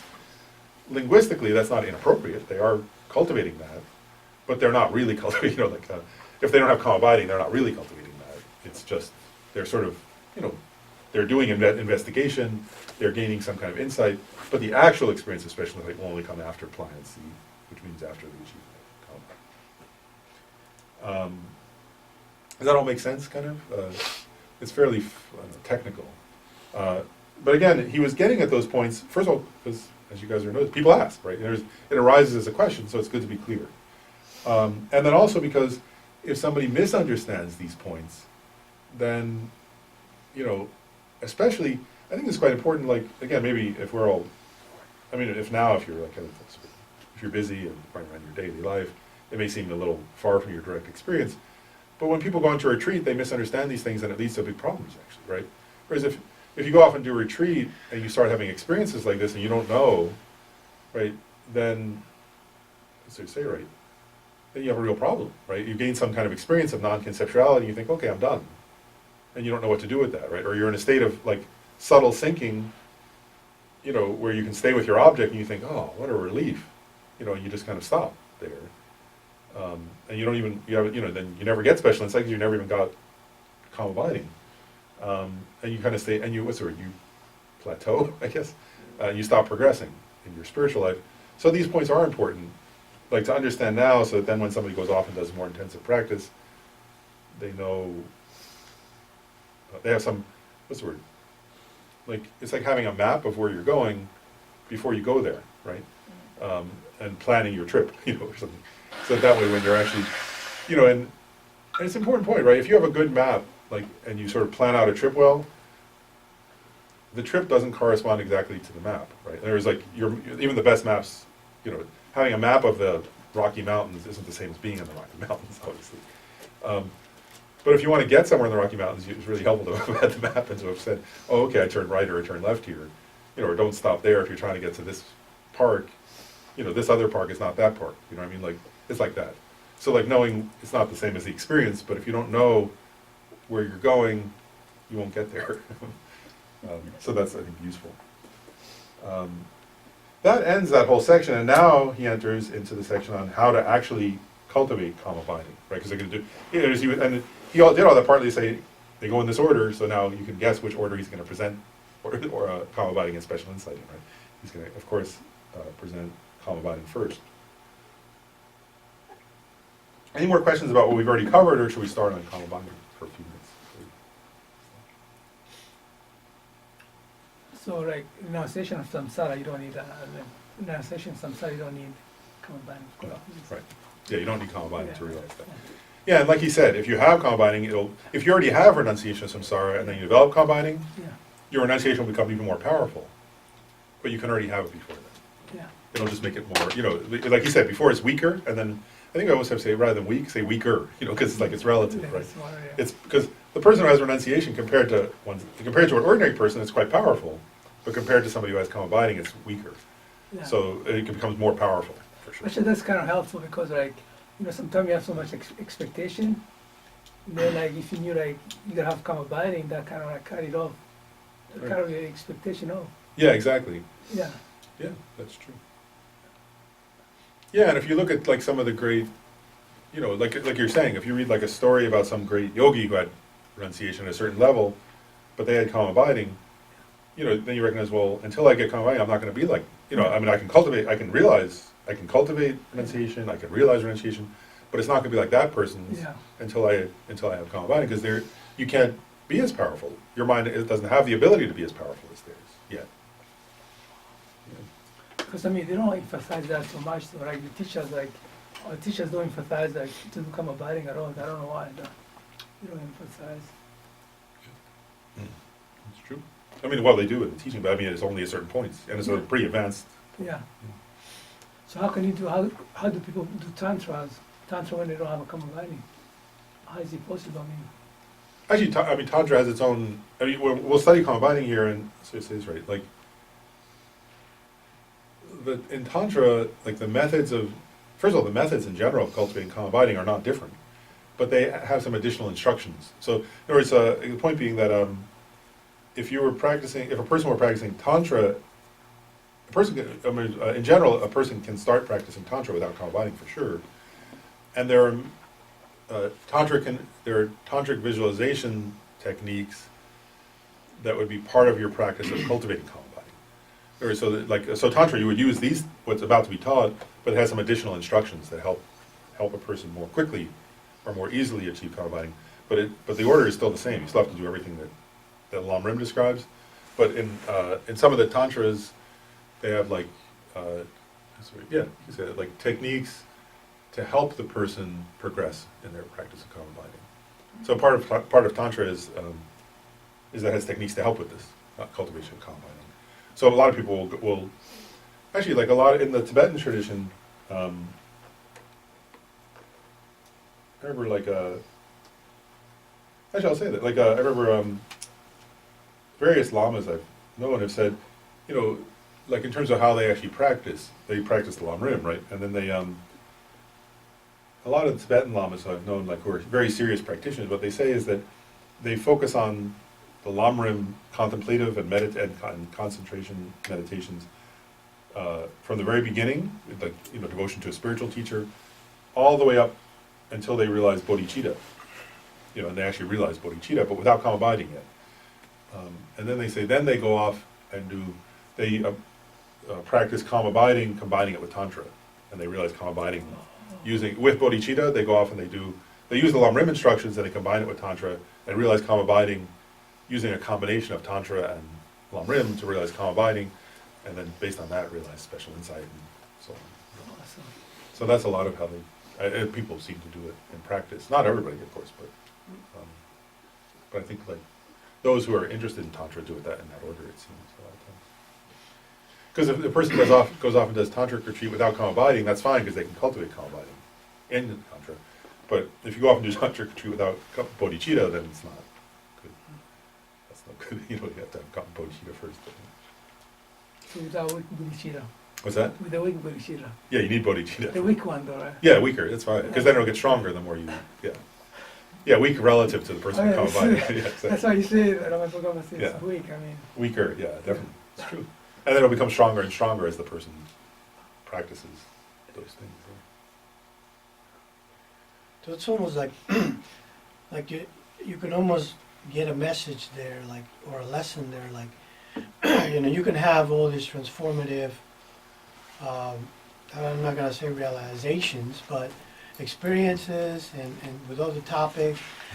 But once you realize, say you practice and you start to get it, into calm abiding and special insight, and you attain that, it's almost like Lama Tsongkhapa says, like, well, I don't know, maybe I'm wrong, but it's like, check, go back and check your insights into your experiences, because they're not strong enough, or they're Right, they'll get stronger. They'll get stronger, but they're not.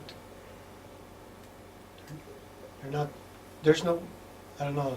There's no wisdom from them, or. There is wisdom, but I guess what you say is that it's the wisdom arisen from contemplation. Right? Like, if you think of the wisdom you have the wisdom of hearing and the wisdom of contemplation, but the real wisdom of, so if you think of the three types of wisdom, like that person you're describing, like if you've had these experiences, like let's say a person has had these experiences, right? So they do have the wisdom of hearing or study, and they do have the wisdom of contemplation. What they don't have yet is the wisdom arisen from meditation. And that's the point where the person, once they've achieved the calm abiding, they can go back to all the insights they had from contemplation, and now they can realize the wisdoms arisen from meditation. So it's not that those aren't wisdoms, but they're only wisdom. They're not yet the wisdom arisen from meditation, or no, limitation. But at that point, they can then achieve all the wisdoms. you know, especially if you already have those wisdoms from contemplation, you know, because you really studied and you contemplated, then when you should come about, you can go back, is what he's saying, right? And you can generate the wisdom arisen through meditation on those same topics, and then new topics as well. But it's a different kind of wisdom, or it's a different, and that's, you know, it's getting to this point of what's special insight versus an insight, right? Like, there is, contemplative meditation does give rise to real insight, but it's not the special insight, which is the wisdom arisen from meditation. I remember one time I was reading, it was like I can't remember which Lama it was about. It was some, it might have been, I can't remember which Lama now.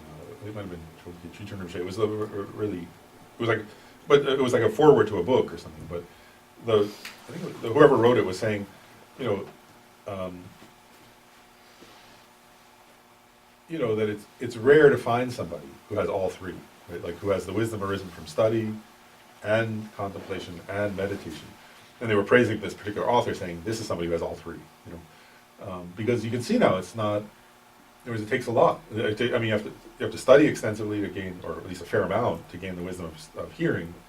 You have to go off and really think deeply about the topics in relation to your own experience and in relation to logic and all that, to gain the wisdom of contemplation. But then to really gain the wisdom of meditation, the special insight, you have to have contemplation. So, but then, yeah, you're right. You go back then, and you, right. Here's what Lama Tsongkhapa is implying here, is that they're weaker, and then you strengthen those insights through meditation. So,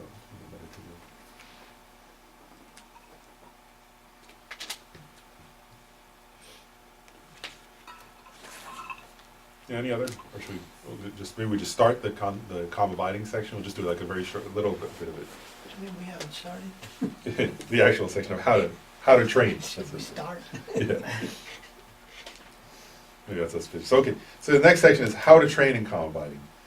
And it said, and we'll just do this with a little piece.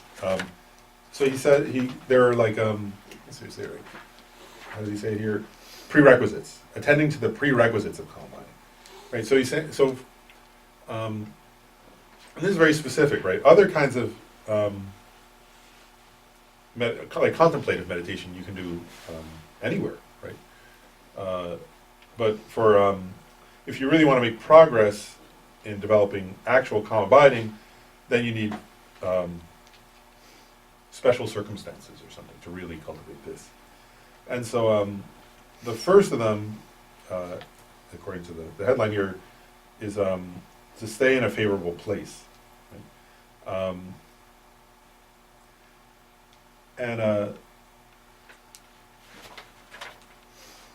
Lama Tsongkhapa here lists. First of all, he's basing this on Maitreya's ornament for the Mahayana Sutras, the Mahayana Sutra Alamkara, and he lists 5 qualities of the place. And so I'll go through. One is it should be someplace where necessities are easy to find, right? So there's water and food. You know, some people bring you food, or there's food available, and there's water, and there's like, it's warm enough. You're not freezing to death. So it's not so hot that you can't, you know, like that. So it needs to be so to cultivate calm abiding, you need to find it. You need to be able to like go off and be in a place like that. Does that make sense? Second one is that there are no, he says, like enemies or bandits or dangerous animals. The point being, right, if you think about your mind, right, like there is, that you have to have a peaceful mind to cultivate calm abiding. So if you're continually worrying about an enemy who lives next door, you know, or about being attacked by, wild animals, then you're not going to have a peaceful mind. So it has to be someplace that feels safe to you.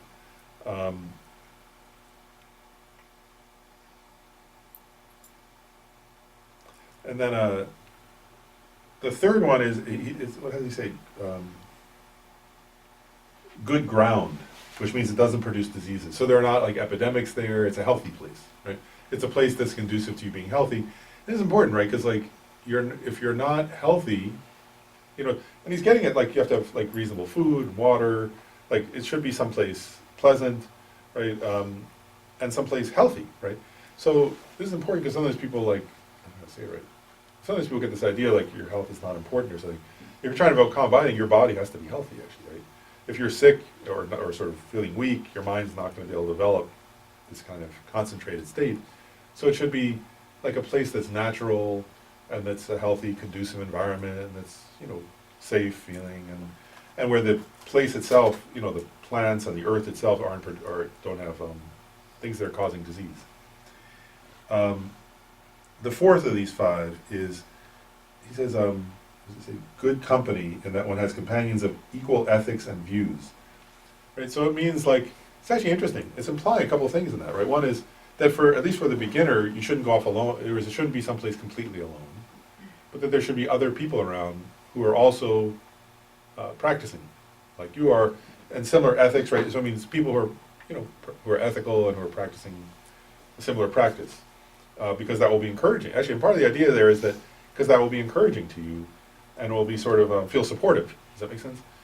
And again, sometimes people neglect this, but he's saying if you want to cultivate calm abiding, these are things that will help, and it's hard enough to develop calm abiding in the correct environment. He's saying so. At least give yourself a supportive environment for that. And then the fifth point is it should be quiet. It says like, so that there aren't a lot of people around. There's not a lot of noise. There's not people, there's not environmental noise or animals howling or, and also not near. They say sometimes they make a couple points about this. One is also, it shouldn't be right near like a waterfall or something like that, because that's also noise, right? It should be someplace fairly quiet. A lot of times, like in Shanti Deva's Guide to the Bodhisattva's Way of Life, he doesn't quote this here, but it describes in the section on calm abiding, concentration, like going off like someplace beautiful, someplace natural, in nature. This is the implication here. And there's another point, I can't remember what quote where it comes from, but they say, there's a point about the last one, the quiet, where they say, for cultivating deep states of concentration, especially at the beginning, the phrase that they use is, noise is like a thorn in your mind. Right? In other words, that if you're really trying to develop calm abiding, and you're someplace noisy, your mind's going to keep jumping to, what was that? What was that? So instead of, because your mind, right, if you're cultivating calm abiding, you're trying to focus your mind on a specific thing, right? And if your mind then jumps to your ear, right, like ear consciousness, and then to the thought, what was that? Or then it's going to limit the depth of your concentration. Obviously, there's no place, no place is perfectly quiet, no place is perfect, but you're looking for a place that has most of these qualities, or has these qualities to the best degree possible. And so, part of this is implying, so if you're going to do and sometimes they also say, in terms of good companions, one is so the people around should be like that, you shouldn't have feuds with them, they shouldn't be people you find really annoying and so on. They say ideally it would be a place where previous meditators have practiced. If that's not possible, that's not absolutely required, but that'd be the ideal version.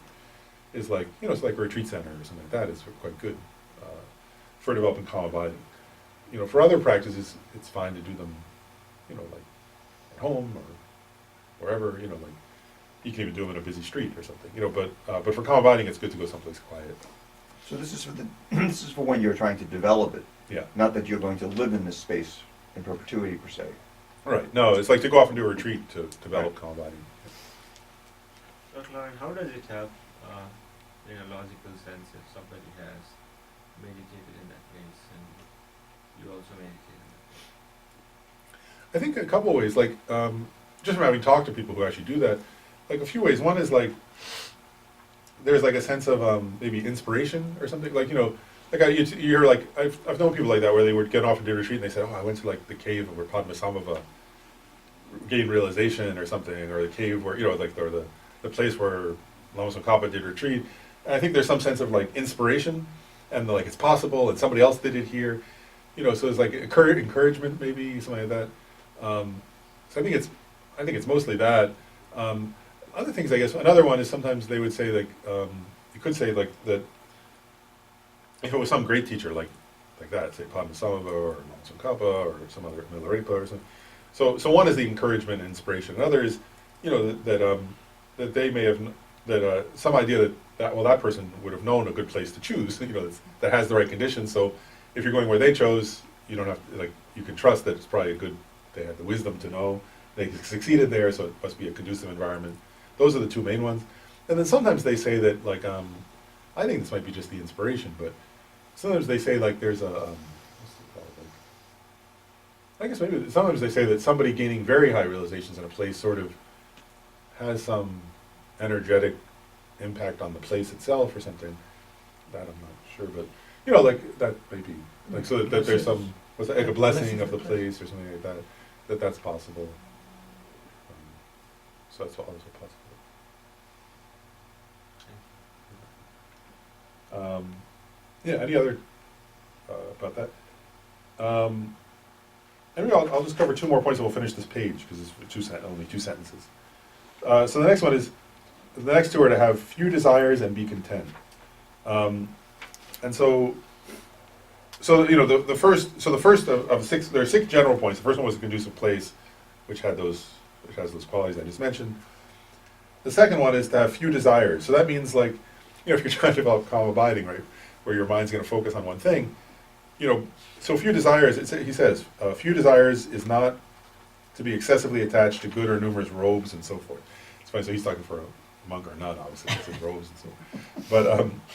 But what it's getting at, really, if you look at the commentaries on this, is like, you know, in other words, if you're somebody whose mind is always thinking, well, I want, like, the newest, you know, like, I want to have the newest fashion thing, and I want to have the newest TV, and I want to have the newest iPhone, I want to have the newest, you know, video game or whatever, like, and the best food and the best, like, I need, you know, like, always, I want all the best, like, foods and best orge and vodka. Yeah, if you want, right, and so then you'll be like, oh, I need the best of everything.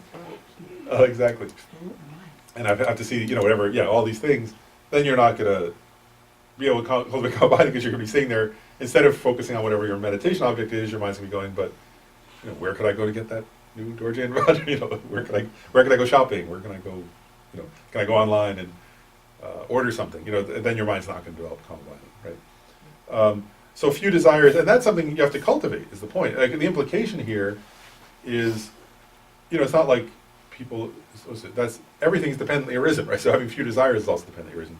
So, in other words, what it's saying is, if you find yourself still having a lot of desires, don't bother going off to cultivate calm abiding. Do the contemplative meditations taught in the Lam Rim for decreasing your desire first, right? Because otherwise you're going to go off and it's going to just be frustrating, right? I think I once told that story where my sister met, actually it was a great Nyingma, Lama, Toku Urgyen. You know, she was young, and she was, like, doing study abroad in college, and she went to him, and, like, she and her friend went, and they said, like, she told me the story, I wasn't there, but and they said, like, oh, we're thinking of going off and, like, doing a retreat in the Himalayas, like, you know, it's like think it was cool, and he said, well, that'll be like a prison for you, why would you want to do that? You know, and the point being, like, he was recognizing you have, you know, he could see that they were, like, you know, I mean, they were sincere, but had a lot of, too many desires, where it would just feel like a prison, like, you know, but I want to have this, and I want to do that, and I want, like, they would feel like being in prison. So it's like they said, well, he said, why don't you do a shorter, like, you know, he was like, if you do a couple days, it'll be fun, but if you stay long, you'll get bored and want something else, so don't bother. You know, like, so the point being, if you want to cultivate calm abiding, and you don't have few desires, do the contemplative meditations that give rise to a decrease in desire first, or else it'll just feel like a prison to you, right? It'll feel like, you know, well, why am I stuck here? I want to be in town. I want to be, you know, seeing the new movie or something. And the last one I'll say for today, which is the third of the 6 things, the prerequisites, is to be content. And so again, desire is like wanting more, right? And like wanting this and wanting that. Contentment means, he says, content is always to be content merely with adequate robes and the like, right? But you know what contentment, right? Contentment is like where, you know, like whatever you have, you're like, oh, this is great. You feel gratitude for what you have. And again, that can be cultivated, right? So if you don't have that mind of contentment, then before you go off to cultivate calm abiding, do the contemplative meditations that give rise to a sense of contentment, right? Where you feel grateful for what you have, and you appreciate whatever's there. You know, you sort of feel a sense of ease with those things, right? And he's saying, because if you don't have that kind of mind, and you go off into retreat, right, to cultivate calm abiding, you know, you're not going to have the best. Like, there's always have all the new things, always have the best things, But if you have a mind that's just like, that's fine, you know, this is all good, it's okay, it's simple. Remember that when, like, last time I said, no, stop, but I was just made me think of Kent's Rinpoche, where like, when he would stay, at my place for, like, I noticed like he was always happy to have like, he was fine with, if it was just like rice and dal every day, that was fine. If there was like some vegetables, that was fine. Like, and I would be trying to like get like, you know, because I was like, oh, Kent's Rinpoche's here, and I'll get like, whatever, all these other things, and like special treats, and he was like, rice and dal are fine, like, you know, like, then she's like, I'm gonna put some broccoli on it. Okay, you know, like, it was not like wanting, I don't know, like for me, I'm like, oh, what do I want to have tomorrow night? You know, like, there's not that. It's like some sense of, I know he was very content with the same thing each day, and it was no big deal, right? So that's the mind that's conducive to calm body. Okay, well, great, and we'll stop there, and we'll continue on with the prerequisites, and then the actual training in calm body. You know, well, this is the actual training, right? The prerequisites are part of the training, and then the other parts of the training. But let's do the verses. There are 2 verses of dedication. The supreme jewel bodhicitta, where it has not arisen, may it arise and grow. Where it has arisen, may it not decrease, but increase more and more. In this snowy mountain paradise, you the source of good and happiness, all-powerful Chenrezig Tenzin Gyatso, please remain until samsara ends. And thanks, everybody. Thank you. Thank you.